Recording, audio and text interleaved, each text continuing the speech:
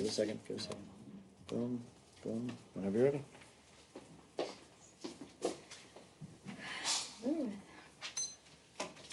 Hi, my name is Kebabe, and I'm here today to talk to you guys about choice. And there's a lot of ways I could go with this, starting with yes, the choice overload problem. I've talked about this a couple of times in class, but it was an experiment done by Dr. Sheena Iyengar. She has her degrees in economy and psychology, and she's considered an expert on choice. She's also a bit of a foodie, and she loved this supermarket called Draker's, and they had so many different varieties of products that she just went there for fun. It was like an adult playground. But the professor in her was kind of curious. She wanted to know if this was a sustainable business model. She did have a degree in econ after all. And so she went to the manager and she asked him,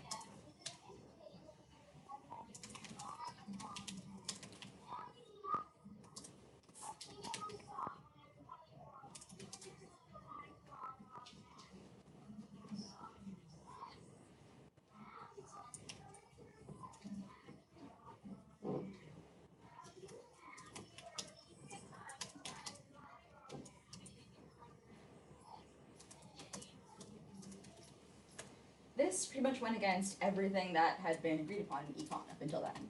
There's always the assumption that if you gave people more options, then they would find one that best suited them, and therefore more options equals more people you can reach, bigger target, more profit, and therefore better for a business. This, however, suggested that there was something like too much choice, and that you can be overwhelmed by a number of options instead of incentivized to pick one that matches you. This, I got the knowledge question. How choice is influenced, and so there's a couple sets of facts. I'd like to start with a different question. How do external factors determine decisions? In this specific example, there was a bit of sense perception. When you see all these jams lined up in front of you, you're walking to this big supermarket that makes Walmart look tiny, and you see all these options, you want to try and stop and sample some. But when it comes to actually making that decision to take one, there's the overload, that there are too many options. You can't pick one. It's easier to pick 1 out of 6 instead of 1 out of 24. I forgot. I forgot that there's a smartboard, so I want to do an interactive one. You can do it right there, though. Yes, I can. Are there markers? There were. You're right, come in there. Thank you. When you guys are going to go out and purchase something, what are some things that you immediately consider? Price? I'm not going to wait for it. Familiarity. Quality.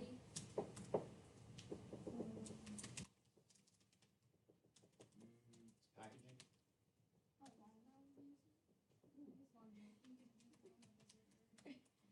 My handwriting is atrocious. Wow. Longevity. Aesthetics. Hey. Oh, I had a packaging. Opportunity cost. Ooh. Ooh. Go off, Will.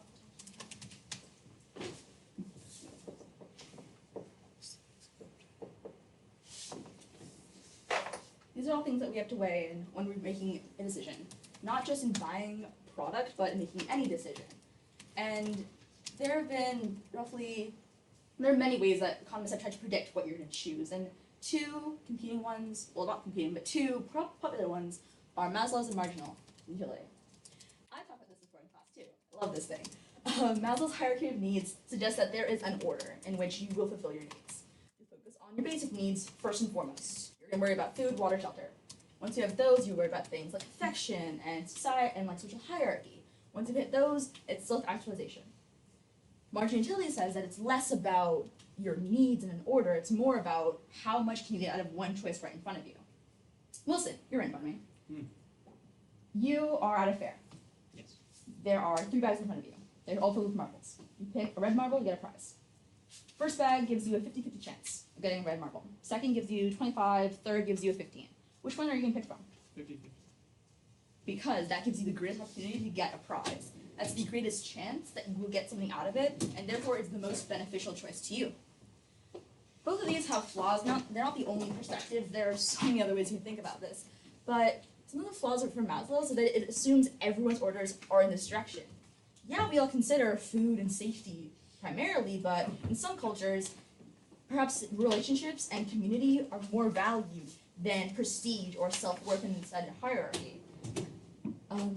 Maslow's doesn't really take into consideration how different cultures affect, how your cultural upbringing affects your priorities. But it's literally socioeconomic graph. If you are lower level socioeconomically, you are here. This is what you focus on. Up here are the Bill Gates of the world. People who have met all their other needs. That begs the question, is this the end? Is self-actualization nirvana? What do you do then? On the other hand is marginal utility. Its flaws are that it does take into account what your values are because it's what is most beneficial to you in making a choice, but it doesn't really take into account all the other factors you might think of. Because for Wilson, picking the 50-50 was the best one in that situation. That was more in front of him. Maslow's more focuses on long-term and how you stabilize your life.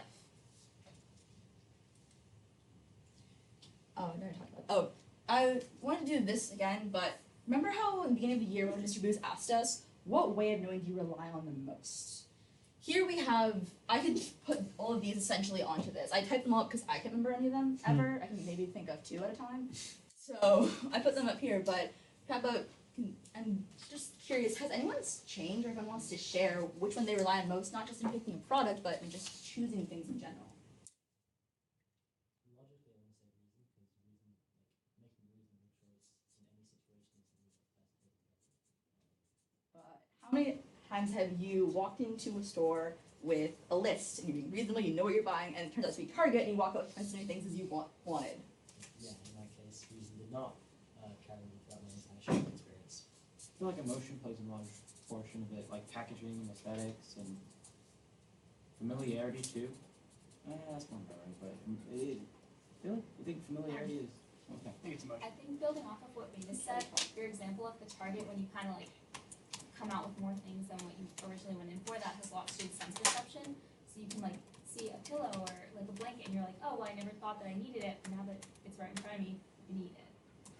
Yeah, I think it's also sense perception because like what a lot of like companies do is they format it in a way where it's designed for you to buy more than what you actually need, like with the sales and everything that they use to market their products. Putting kid cereal at kid level in the grocery store aisles instead of at adult level.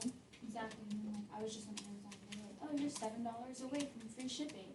And I was like, okay, let me go pick something. So I picked something and then it turns out they were like from 2 different places and they shipped from like different orders. So then I still got charged shipping. So I didn't really. And I was like, oh, might as well just spend like $8 more. Yeah. And In the world of business, this is how business trying to get you to spend the most amount of money. They'll target your memory, like you brand identity, you remember that this one product that you bought this one time with this label, it's great, so you're gonna do it again. They focus on your sense perception, pretty things, shiny things, pretty packaging, if you wanna go with faith in your trust in a company. Language, the way things are worded, about Best Buy having sale written across something, even though they just jack the price up and then put it to their regular price. For you. Okay. I want to switch to Vasily, and you don't know these people. This is in the world of history. These 2 people picked a way of knowing. For Arkhipov, he was one of 3 commanders in a submarine in Cuba during the Cuban Missile Crisis.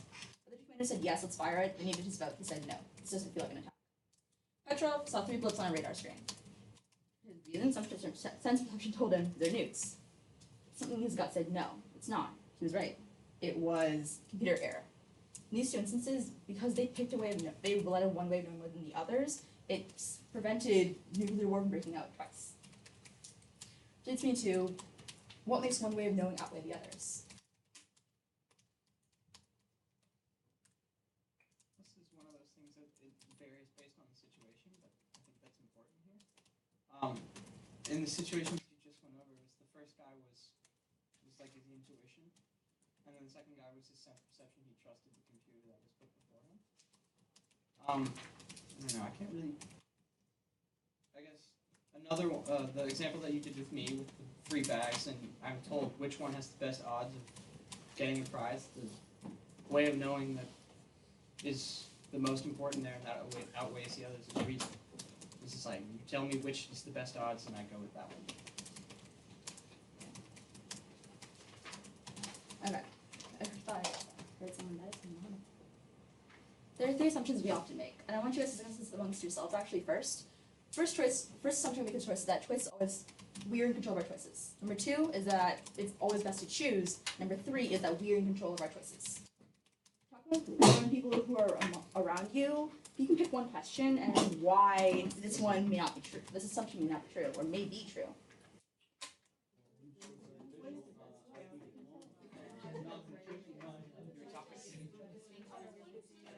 When is no choice the best choice?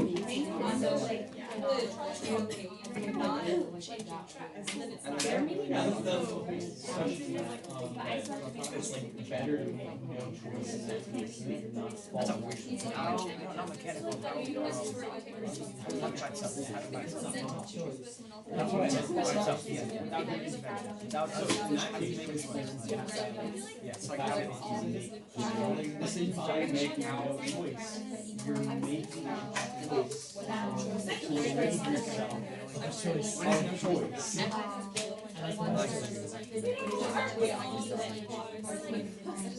No, absolutely.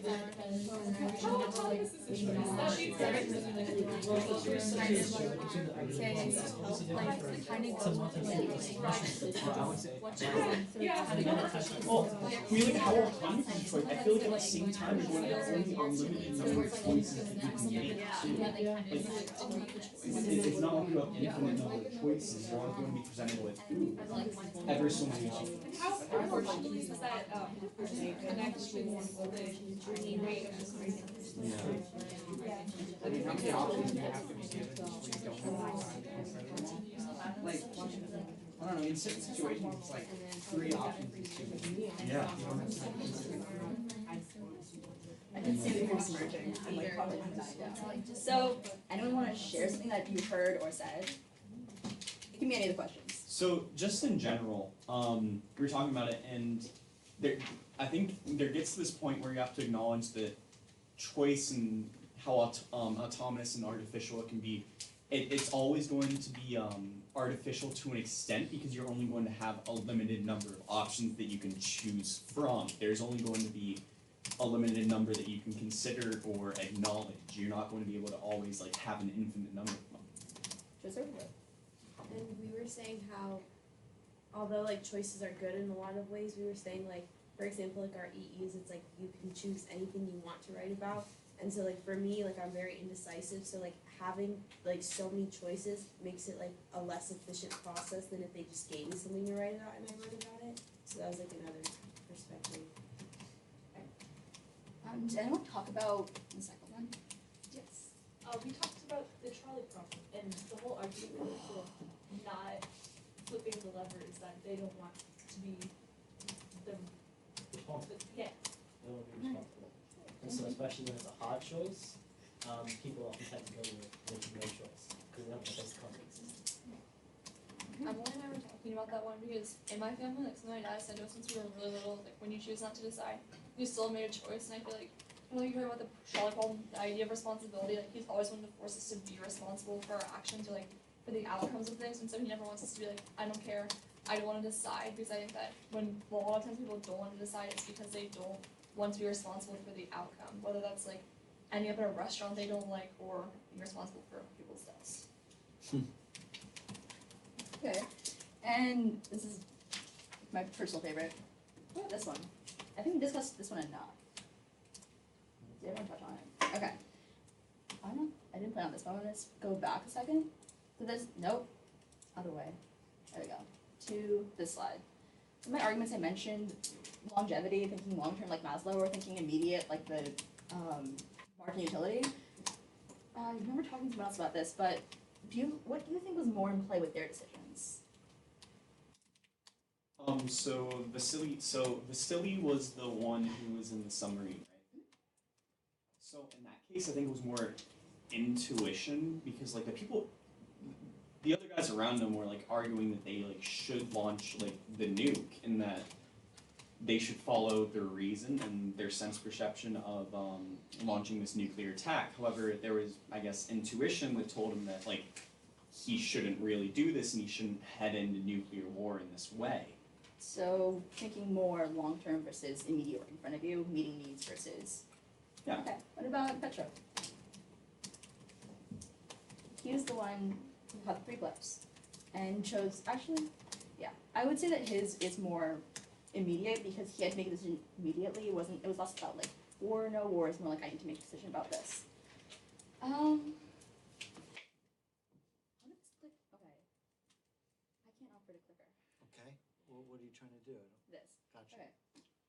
Alright, so choice is hard and choice is inevitable.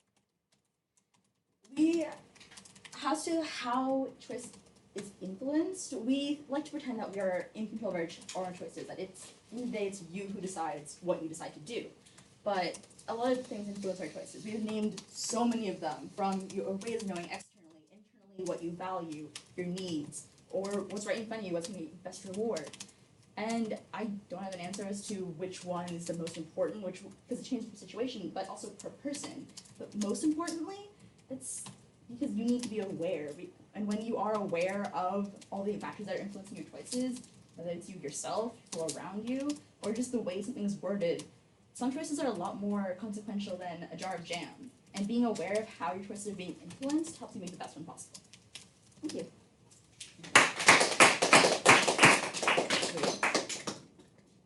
Over, and I'm going to Florida in. So, same thing you did before. Use your peers. Try to, off the top of your head, try to go with your gut. What's your overall score? And then go back and look at that score with your peers. Boom. It's done. It is indeed done.